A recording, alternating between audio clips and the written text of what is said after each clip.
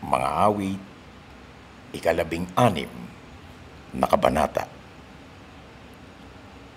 Ingatan mo nawa ako, O Diyos.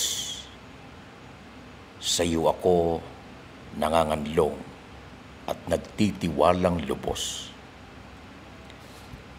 Ang sabi ko kay Yahweh, ikaw ang Panginoon ko. Kabutihang tinatamasa ko, lahat ay mula sa iyo. Mga lingkod ng Panginoon ay dakil at marangal. Sila'y nagmumula sa iba't ibang bayan. Ligaya ng sarili ang sila'y aking makapisan. Ang mga bumabaling sa ibang Diyos, suliranin sunod-sunod. Sa mga paghahandog nila'y hindi ako sasama. At sa kanilang mga Diyos, ako'y hindi sasamba. Hindi rin maglilingkod, ni pupuri sa kanila. Ikaw lamang, Yahweh, ang lahat sa aking buhay.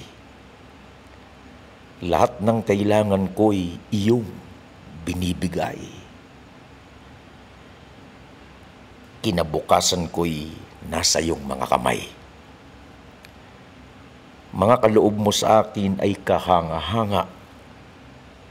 Napakaganda ng iyong pamana.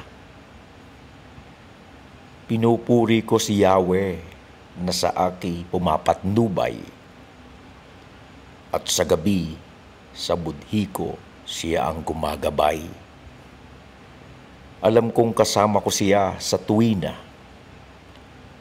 Hindi ako matitinag pagkat kapiling siya.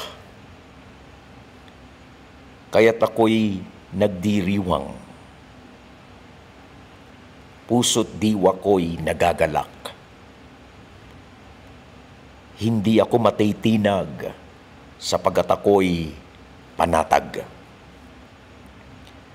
Pagkat di mo tutulutang ang mahal mo ay masadlak sa daigdig ng mga patay at doon ay maagnas.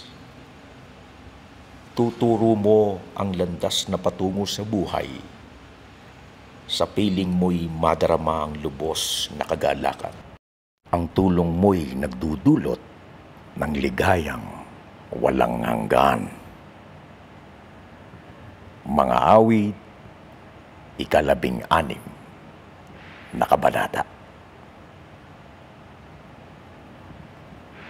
Jesus is Lord over Dubai.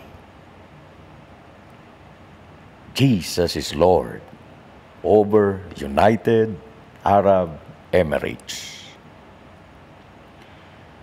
Jesus is Lord over the Philippines.